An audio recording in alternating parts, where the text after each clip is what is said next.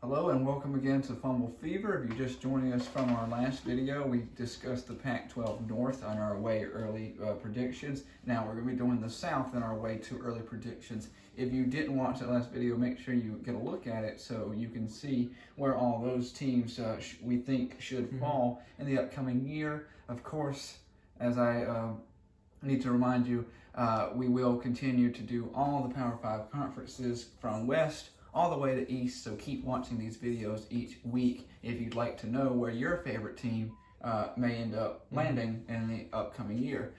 We're going to start in alphabetical order with the South again, and we're going to start, of course, with Arizona. I got them 1-11. Not a terrible year, actually. Yeah, I was about to say not that good, but it's awful. And their recruiting is kind of showing what the record's going to be. They're number 62 nationally in recruiting and number 12 in the Pac12, which is only 12 teams, of course. So they're dead last. Their top recruit is Frank Brown. He's the number 11 all-purpose back and number 625 nationally. That's easy to remember. Frank Brown.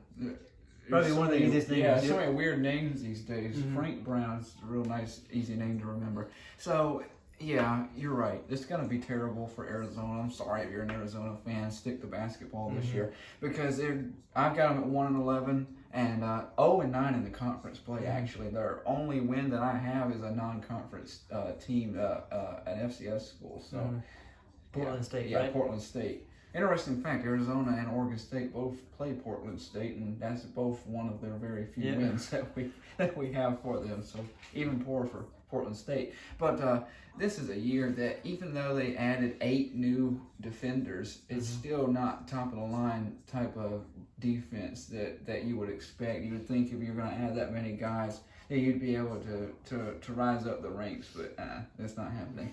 So they also are, of course, are without basically who their only player was the past 2 years in Khalil Tate. He's gone. He's trying to move on to the NFL. Not getting a lot of looks, though, by the way. He's getting overlooked. And personally, I'm not actually that upset by that, but that's another video. And with that, too, it's also on top of the fact that their schedule this year is brutal. The guys that they drew from the cross-conference, they had to draw Oregon, Washington, and Stanford. And then, of course, at the end of the year, they have to play Arizona State, as they always do, because that's their big rival. So this is a disaster. Yeah, disaster. If I could describe Arizona this upcoming year in one word, it's disaster. And that's exactly how it's going to be. Now, their rivals, Arizona State, looking a lot better, at least in my opinion. How do you have them? I got them 8-4. Pretty decent year for them. That's not bad. Going on to their national rank for recruiting, they're number 24 nationally, which is pretty good. Yeah. For Arizona State. They don't normally get that high. They have done well. But with Herm Edwards, I'm guessing he's pulling in a bunch of recruits. Never go against Herm. Yeah, I love him. That's what I've learned. And they're number 4 in the Pac12, which is pretty good. That's not bad. That's very decent. Prepared to be shocked. I got them at 10-2 overall and 8-2 in the conference. Of course, I have been in love with Herm Edwards for a long time now, and I think that he is just the type of coach that gets them not only ready to win games, but he gets them ready for the future. He gets them ready for the NFL. That's shown in the showcase of wide receivers that they've been going, at least one the past 3 years now, that they've been sending to the NFL. They've got more receivers coming in. Yeah, I think I have that in my notes too. Yeah. They have the number 21 overall, or number 21 at the position wide receiver, and then number 115 overall for wide receiver. Right, so I think that's the same couple guys that we've got in our heads. Johnny Wilson. Johnny Wilson. And so with some of the pieces that they're going to be adding at their receiving core, they're going to keep that up and like a revolving door, pretty much. Yeah, it seems to be that way. They are climbing closer to the top of some of the greatest wide receiving schools in the country right now. There's some others that are still ahead of them. Of course. LSU, Clemson, Alabama. I was about to say Clemson. Yeah. So there's obviously others, but as far as the Pac-12 goes, they're way above the rest in receivers. And then on top of that, this year, they won the recruiting battle in the state of California. Arizona State did. It wasn't California. It certainly wasn't USC. No. We'll get to that in a moment. We'll get to them.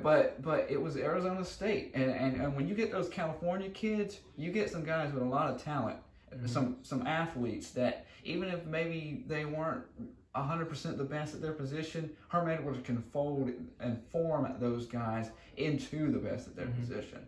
So Arizona State, I think, is going to do great things. And I think they've been on the up and up for a while, and this might be the year that they finally break through. Now we head down. Next in our category, we see Colorado. This is a team that I've been in favor with a lot of years, and you know that, and others that know me know that, and I've always liked Colorado. They've impressed me, I guess, more than some other people, but I'm interested to see where you have them falling this year. I got them at 4-8, so it might be a little bit of surprise for you. Yeah, it is. It is. Their nationally recruiting rank is 35 and number 7 in the Pac-12. And their top recruit is Ashad Clayton. He's the number 17 running back and number 171 overall.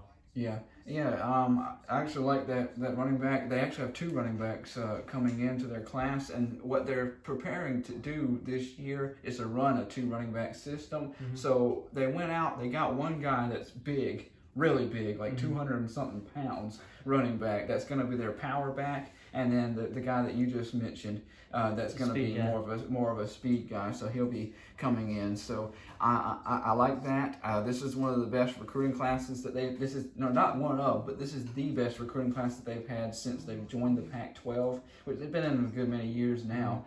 And I think that Colorado's a team that not always necessarily a great football program, but they always seem to be able to shock people. So with that, I'm going to go the exact opposite of 4-8, and I have an 8 at 8-4, 6-3 in the conference overall. And I think it could be a good year. And like I said, I think it could shock some people the way that Colorado plays.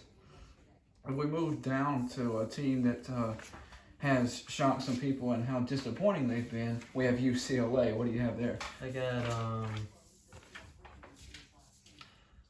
I mean, I'm guessing probably a little bit better than you. 6-6. It's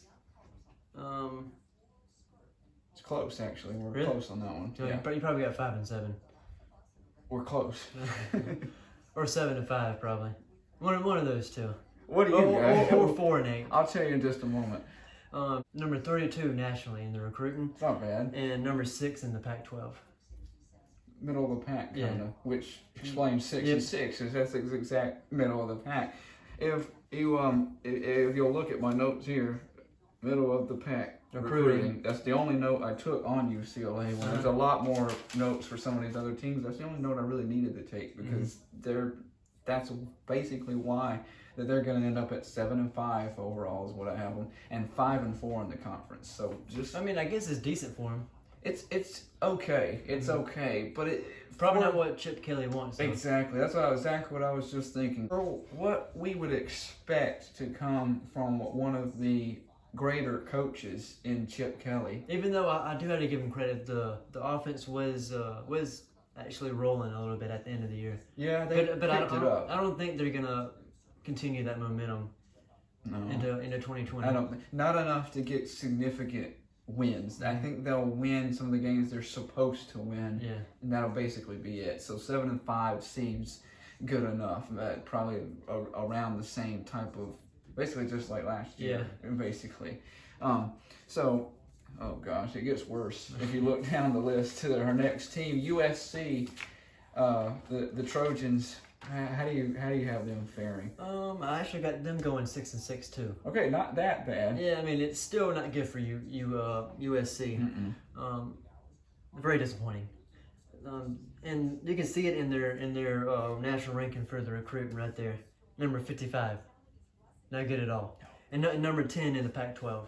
It's Yeah, I got you lost for words, don't I? Or does USC got you lost for words? USC has me. Not you. USC has me for lots of words. I'm gonna say something right now. This is really gonna make some shock waves.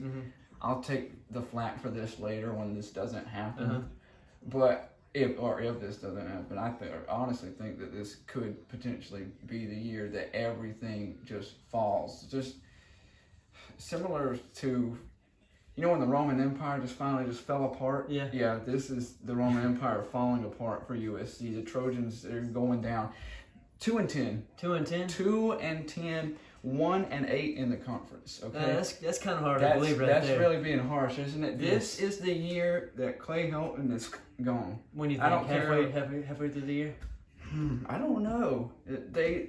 They've already extended his contract way further than my own belief. You know that I'm not in support of Clay Helton. I'm not going to support Clay Helton. There's no way. I got like a little fun fact too. Sure. I heard that they didn't even recruit DJ, the number one overall quarterback for 2020. They didn't even like offer him anything. DJ Ukulele. Yeah. They didn't even give him an offer. Yeah. So that just proves my point. And he's in their backyard too. He's from California. He's pretty much like 5 minutes down the road. And like I said earlier, they lost the recruiting battle to Arizona State. There's no way this is going to be. And like you said, 6-6 is bad. 2-10. It's time to let Clay Helton go. I mean, with 6-6, he's gone too. And this was their worst recruiting class in history. All the years that we've had recruiting classes and we've been ranking this thing, this is the worst one in history for USC. If they do better than 6-6, I'll be shocked, and I will personally tell everyone that I'm sorry if it's better than 6-6. I'm not apologizing if it's 6-6 or less. Okay, I'll just throw that out there now. But it's not going to be a good year for USC. There's just no way. There's no way I can fathom that. Now, maybe we can end. I'm glad we can end on a little bit of a positive note. Hopefully, Utah, our last team in the South. How do you have them? I got them 10-2 and going to the Pac-12 championship. Much more positive note. Yep, very. And I have Jake Bentley ending with a really strong note, leaving out, probably getting in the 3rd or 4th round of the draft, maybe. And they're actually doing pretty good in the recruit rankings too. They're number 24 nationally and number 5 in the Pac-12. Yeah, they've first of all, leave it to a Gamecock to fall in love with Jake Bentley all over again. But they've done well recruiting wise. They somewhat well, I'd say, but they actually lost in the state of Utah to Utah State. So not great there. That Utah should always be the number one recruiter in the state of Utah. It should not be Utah State. It should not be BYU. Are they above them in the national ranking? They're not. Okay. So let me figure. They won the state of Utah. Okay, Utah State won the state of Utah, not nationally, but the state of Utah in general. I'll put it that way. That actually might have confused some people. I'm not saying. But Utah State you can look at it this way. Maybe nobody wanted the Utah players there. That too, and that's a pretty valid point. That they, not always the best, toughest, most talented players in the state of Utah, but still, I don't know. I just feel like Utah should be winning that. True. And then disappointing last year, as high as we had hyped them all year long, to finish the way that they did, with those losses to Oregon in the Pac-12 championship, with the loss to Texas, to just get demolished. Your mindset of your Utah has to be that there's something to prove this year, which is why that the record I think they're going to finish with is going to be even more disappointing, because I have them at 9-3 overall, 8-4 in the conference, which is probably a little bit lower than most people figure. It's obviously lower than where you have them, of course, winning the South. But I mean, it's just, I don't know. They're a good team that can't find greatness, basically. And they're losing the running back too, I think. They are. They are. I'm actually about to get to that, because they're losing to the team that we're going to talk about next, and BYU. We're going to talk about BYU. We're throwing them in with the Pac-12. Well, you want to we'll go ahead and start with BYU then. we're going to throw in BYU, as Dylan just alluded to, with the Pac-12 because geographically they're closer to the Pac-12 teams, being that they're in Utah. I got them at 7-5 average, pretty much. Yeah. I'll go ahead and say the national ranking too. They're number 75 overall, and then number 2 for independence, behind Notre Dame, of course. Well, there's 4 independents? I think there's 6 now. 6, so 2 out of 6, I guess. I mean, it's okay. Yeah, I suppose so. But 7-5 for BYU. It sounds like you could just say 7-5 for BYU no matter what year it is, and everybody like, yeah, that sounds right. Yeah. Because that's just kind of where BYU always sits. I actually have them at 8-4 overall. There's obviously not a conference. Except for that one year where they won the national championship, of course. But that's a long time ago. I think 1980 or something. Yeah, that's a long time ago. We certainly were alive.